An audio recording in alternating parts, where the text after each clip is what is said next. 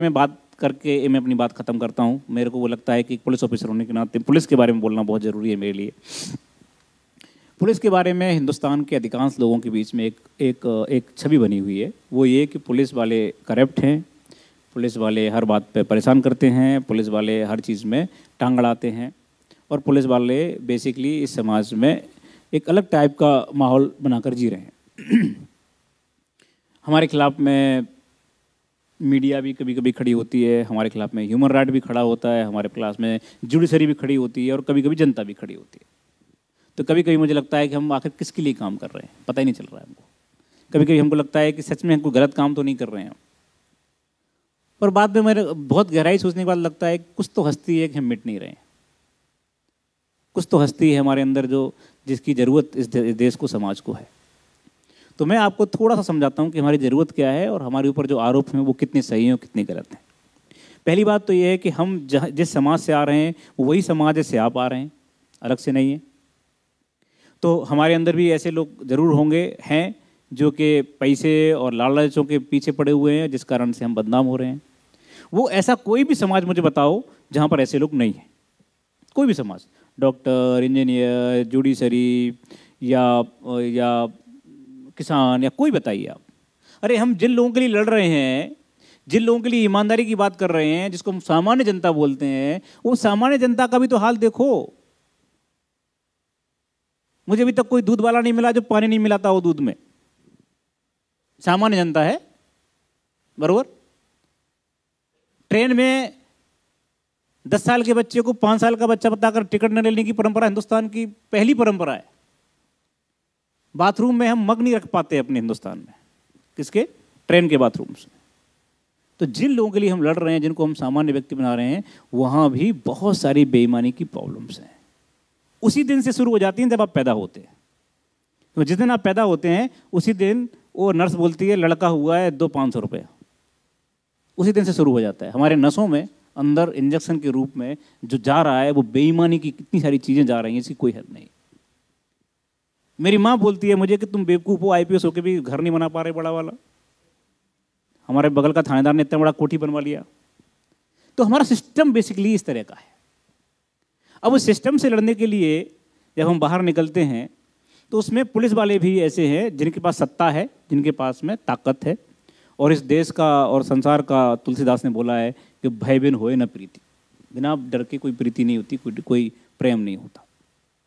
तो उसमें कुछ परसेंटेज लोग हैं जिसको हम बोल सकते हैं 4%, मैक्सिमम 5% जो बेईमान हैं, जिनका कोई दूसरा विकल्प नहीं है। उन लोगों ने हमको बर्बाद कर दिया है, पुलिस का नाम खराब कर दिया है। 11 साल पहले जब मैंने पुलिस ज्वाइन की थी तो मेरे खानदान में कोई पुलिस में नहीं था। तब मैं भी ऐसा ही सोचता था कि पुलिस हरामखोर है। लेकिन 11 साल काम करने के बाद आज मुझे ऐसा लगता है कि अगर दुनिया में काम करने के लिए, समाज के लिए कुछ काम करने के लिए कोई संस्था है, कोई जगह है, तो सिर्फ पुलिस है। हमारे पास रोता हुआ आदमी आता है, हमारे पास वो आदमी आता है जिसके साथ अन्याय हुआ है, लेकिन साथ में वो भी आता है जो शोषक करने वाला है। शोषक और शोषण दोनों आते हैं। अब प्रॉब्लम समझिए हमारी, दोनों लोग आ गए, हमको ये तय करने में टाइम लगता है कौन सही है कौन गलत है। क्योंकि आपको 20-20 साल लग गए तय करने में कौन गलत है कौन सही है। आपका दोस्त अचानक से आपके खिलाफ में कुछ कर गया और आप बोलते हैं अरे साला आस्तीन का सांप निकला, बरोबर है। आप 20 साल तक तय नहीं कर पाए कि सही है गलत है। हमको बोलते हो 5 मिनट में तय करो। कैसे करोगे? हम फाइलों से नहीं खेल रहे, हम आदमी से खेल रहे हैं। वही आदमी जो एक बार अच्छा व्यवहार करता है, दूसरा अच्छा व्यवहार, तीसरा बार करता है, वही आदमी जो अचानक से उग्र हो जाता है, वही आदमी जिसका पता ही नहीं कैसा बिहेव करेगा। कभी कभी कोई पत्रकार अपना बड़ी अच्छी बात करता है, लगता है कितना सज्जन आदमी है, अचानक से वो एकदम किसी स्पॉट पे मिलता है, बोलता है साहब आंसर दिया तुम्हें, क्या देते नहीं आंसर, बेगड़ा एकदम अलग हो जाता है वो। तो वो हम आदमियों से खेल रहे हैं और आदमियों से खेलना इतना आसान नहीं है। आदमियों के इमोशंस अलग अलग हैं, इसलिए हम ये तय नहीं कर सकते। 5 मिनट के अंदर हमको बोला जाता है बच्ची का रेप हो गया है, 1-2 घंटे के अंदर अगर आरोपी नहीं पकड़ा गया तो हम थाना जला देंगे। अरे बाबा कैसे जला दोगे तुम थाना? क्या कोई हमारे पास मशीन है क्या? 2 ही आंखें हैं हमारे पास, 2 ही हाथ हैं हमारे पास, हमको तो टाइम दीजिए आप। और एक्सीडेंट हो गया, हम गाड़ी जला देते हैं। समाज में जो पुलिस के ऊपर प्रेशर है, वो प्रेशर मैंने जिंदगी में कभी भी किसी भी जगह पर किसी पर नहीं देखा। इतना प्रेशर है काम करने का और रिजल्ट देने का। काम करना अलग बात है, रिजल्ट देना अलग है। एक आदमी 10 से 5 बजे तक ऑफिस में बैठता है और वो 10 से 5 बैठ करके फाइलें स्क्रूटनी करते हुए साइन करता है, वो गलती कैसे करेगा अगर वो ईमानदार है तो। लेकिन हम तो गलती करने के लिए ही पैदा हुए, हमारी गलती रोज होती है हमसे। हमने एक को बोला चलिए भाई आप यहाँ पे खड़ा मत कीजिए गाड़ी, आप आगे खड़ा कीजिए। बोलेगा तुम्हें कौन? हम बोलेंगे उसे कि मैं या ठिकाणी मध्ये शिपाई आहे, माझा बक्कल नंबर ऐसा ऐसा है आणि माझं नाम ऐसा ऐसा है, तुम्ही गाड़ी जरा प्लीज जरा आगे करा। कौन मानणार हमची बाप सांगा? कोई नहीं मानता। वो क्या बोलेगा, अरे रुकना यार थोड़ी देर में हटा रहा हूँ गाड़ी। इसलिए क्या बोलना पड़ता है, गाड़ी हटा। तो ये आवाज का अंतर है। अब बोलेंगे आप बोलेंगे साहब पुलिस को बोलने का तमीज नहीं है। पुलिस बोलती है, ऐसे बोलती है पुलिस, देखिए हम पढ़े लिखे हैं। अरे बाबा क्या करें हम, हमारा पाला ही रोज ऐसे लोगों से पड़ रहा है। हम पे एक और आरोप है कि आप थाने में आए हुए जो आदमी एप्लीकेशन दे रहा है उसी से क्वेश्चन पूछते हैं, बरोबर है ना? वो क्या करें, थाने में देने वाला रिपोर्ट में से 20 में से 2 केस ऐसे आते हैं जिसमें वही आरोपी मर्डर करने वाला निकलता है।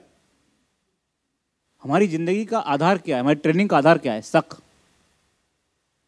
अगर शक नहीं होगा, अगर शक से बात नहीं करेंगे हम, तो हम कुछ नहीं पकड़ पाएंगे। कैसे, कभी तुमने सोचा है कि वो फलाना वो बोलता है कि फलाने प्लेटफॉर्म पर 4 केजी RDX सापड़ला, कैसे सापड़ला? वो कर्मचारी जा कर शक करता है, क्या है इसमें बता, ये इसमें क्या है, तो गुजर है। हर आदमी पे शक करना है हमको, हमारी ट्रेनिंग शक की है, तो उसमें ऐसी बुरा मानने की बात क्या है? हम बोलते हैं सब सिक्योर होना चाहिए, पुलिस की कमजोरी हो गई, वहां पर ये हो गया, यहाँ पर ये हो गया। पुलिस क्या कर रही थी? सो रही थी क्या, बैठ रही थी, खा रही थी क्या? और तो और कई लोग तो कैमरा ले लेकर के पहुंचते, देखो ये पुलिस सो रही है। अरे बाबा इंसान है, सोएगा नहीं क्या? आप उनको मत देखिए तो 10 से 5 करते हैं, हम 24 घंटे काम करते हैं। हमको भी जीने का अधिकार है, हमको पता ही नहीं है कि हम कब खाएंगे। तुम्हें पता है पुलिस वालों के जो पेट बड़े हुए हैं उसका कारण जानते हो? मैंने पूरा स्टडी किया, पूरा एकदम उसका स्टडी किया, काय का एकदम साइंटिफिक। तो मुझे मालूम चला डॉक्टरों से बात करने के बाद कि इनकी हैबिट क्या हो गई है कि अगली बार खाना कब मिलेगा कि नहीं पता नहीं, इसलिए पहली बार में ज़्यादा खा जाओ, जहाँ मिल जाए ज़्यादा खा जाओ। तो ऐसी सिचुएशन में मेरे पास वानखेड़े स्टेडियम है ये वाला, जहाँ मैच होते हैं, क्रिकेट मैच। तो मैं सिक्योरिटी के लिए जब लोगों को लगाता हूँ तो चेक करने में लोग बोलेगा हम ही आतंकवादी है का? चेक होना नहीं चाहता आदमी हिंदुस्तान में। हाँ, अमेरिका जाएगा तो चुपचाप बेल्ट निकाल देगा, सब निकाल देगा, 2 घंटे खड़ा रहेगा, लेकिन यहाँ नहीं चेक होगा। गाड़ी हर एक वीवीआईपी की और वीआईपी की भी एकदम एंड तक जाना चाहिए। और एक आध बार ऑफिसर या कोई बड़ा आदमी मान भी जाएगा, लेकिन उनकी बीवियां नहीं मानती। गाड़ी एकदम एंड तक जाना चाहिए। वो कौन, आप सिक्योरिटी की बात कर रहे हैं तो हमको करने दीजिए ना काम अपना। जिसको रोकेंगे वो बोलेगा मला माहित, तुम्हारा माहित नहीं कौन है हमें। जिसको बोलेंगे बोलता है तुमचा, अच्छा नंबर सांग तुमचा, बिल्ला सांग, तुम्हारा सस्पेंड कर दो। अरे क्या समाज है? समाज में अगर आप सम्मान देंगे पुलिस को तो सम्मान पुलिस भी देगी आपको। जब आप ही सम्मान नहीं दे रहे, हर एक आदमी बोलता है मैं एडवोकेट हूँ, हर आदमी बोलता है मैं ये हूँ, मैं वो हूँ, तो इस चक्कर में क्या हो रहा है, समाज में पुलिस की जो लैंग्वेज है वो रफ हो रही है, खराब हो रही है। दूसरी बात जो करप्शन की बात है, मैं आपको यकीन के साथ कहता हूं, आंकड़ों के साथ कहता हूं, पुलिस से ज्यादा करप्शन दूसरे डिपार्टमेंट्स में है। लेकिन हमारा क्यों बाहर है, क्यों आपके सामने पहुंच रहा है? क्योंकि हम वर्दी पहने हुए हैं, हमारे पास नाम लिखा हुआ है। ये मैं अगर यहाँ से वहाँ तक जाते समय किसी से 500 रुपये लूँगा तो 50 लोग देख कर बोलेंगे ये साहब गए थे, ये मनोज कुमार शर्मा थे। लेकिन कोई सिविलियन जाएगा तो पता ही नहीं चलेगा कौन गया, कहाँ से गया, कैसे गया। दूसरी बात, दूसरे डिपार्टमेंट्स को सरकार पैसा देती है, जाओ फलाने गाँव में 20 कुआं खोदो फ्री में, बरोबर। तो वो 10 कुआं खोदेगा, 10 का पैसा खा जाएगा, तो 10 का जिसका खुद गया है वो अच्छा बोलने वाला है ना। 10 को तो पता ही नहीं है कि मेरे लिए भी आया था। हमारे साथ दिक्कत क्या है कि हम जो पैसे डिमांड कर रहे हैं वो चलते हुए रोड वाले कर रहे हैं, तेरा चालान करते हैं, तेरा ये करते हैं, इसलिए हम लोग बदनाम ज़्यादा है, देखते ज़्यादा है। लेकिन हकीकत ऐसी नहीं है। हकीकत ऐसी है कि महाराष्ट्र में कम से कम 80 से 85% पुलिस वाले दिन रात काम करते हैं, हर समय काम करते हैं, मेहनत से काम करते हैं, और इसीलिए आप देखिए बड़ी बड़ी समस्याओं को सुलझाते हैं। हमारी समस्या ये है, मैं आज आपके सामने रखता हूँ इस बात को, कि हमारी समस्या ये है कि जब तक मुद्दा बड़ा है तब तक तो मीडिया पूरा ध्यान देती है, जब मुद्दा छोटा हो गया तो मीडिया उसको ये नहीं दिखाती कि ये सॉल्व भी हो गया है। मैं बताता हूँ आपको, छोटा उदाहरण देता हूँ। अहमदनगर में एक बहुत बड़ा कांड हुआ, दलित कम्युनिटी के साथ में आंदोलन, कुछ बच्चों को मार दिया गया था 1-2 साल पहले, 1-1.5 साल पहले। क्या जगह का नाम था, मैं भूल गया, हाँ कुछ तो भी था। अब उसमें बहुत रोज बहस चलती थी, रोज बहस, पुलिस पर पुलिस पर पुलिस पर, ऐसा लगता था कि अब क्या कर रहे हैं, आंदोलन ये सब। 2 महीने बाद ये तय हुआ कि घर वालों ने ही मारा है। बरोबर है ना? अभी कुछ दिन पुरानी बहुत महाराष्ट्र में बहुत चला था रोज आंदोलन। उसके बाद मीडिया चुप हो गई, बोली नहीं, एक सेंटेंस नहीं बोली। क्या करें हम? अरे बाबा कुछ तो बोलो, 2 महीने तक हमारी जान खाई है, एक दिन तो बोलो कम से कम। तो द प्रॉब्लम क्या है कि हमारा समाज नकारात्मक चीज़ों को लेने के लिए तैयार है, टीआरपी नहीं बढ़ती, कुछ दिक्कतें हैं, और इसीलिए जो अभी हमारा देश इस जिस जगह खड़ा हुआ है वहाँ से अब देखो आगे बढ़ने का एकदम टेक ऑफ की पोजीशन में है। अब देखिए मीडिया सकारात्मक चीज़ों की तरफ जा रही है, अब जाना शुरू कर दिया लोगों ने। अब मेरे पास लोग आते हैं, सर कुछ पॉजिटिव स्टोरी दीजिए। इसका मतलब ये है कि हम धीरे धीरे बढ़ रहे हैं। जो संक्रमण काल था देश के निर्माण का, उस संक्रमण काल से थोड़े हम अब पॉजिटिव दिशा में जा रहे हैं, और मुझे ऐसा लगता है जो पॉजिटिव दिशा है उसमें पुलिस की जो भूमिका है वो भी डिफाइन हो रही है। हम भी न्यायालय के, मानवाधिकार के, इन सारे चीज़ों के बीच में अपने आप को ठीक करने की कोशिश कर रहे हैं। जो हमसे गलतियां हुई हैं, जो हमने अपने अधिकारों का दुरुपयोग किया है, उनको ठीक करने की कोशिश कर रहे हैं। और मुझे ऐसा लगता है कि आगे आने वाले समय में महाराष्ट्र पुलिस इस देश की सबसे बेहतरीन पुलिस के रूप में सामने उभर कर आने वाली है। मेरी तरफ से इतना ही। बहुत बहुत धन्यवाद मुझे बोलने का मौका देने के लिए, बहुत बहुत धन्यवाद। और मैं आपके सुखद और उज्जवल भविष्य की बहुत बेहतरीन कामना करता हूं। मुझे पूरा विश्वास है कि आप आने वाले समय में सरकार ने जो, और जो श्याम टीवी ने जो एक बड़ा मुहिम लिया है, इस मुहिम को आप आगे ले जाएंगे, और आप में से कई लोग इस वास्तविक मंत्रिमंडल के रूप में देखने को मिलेंगे आगे आने वाले समय में।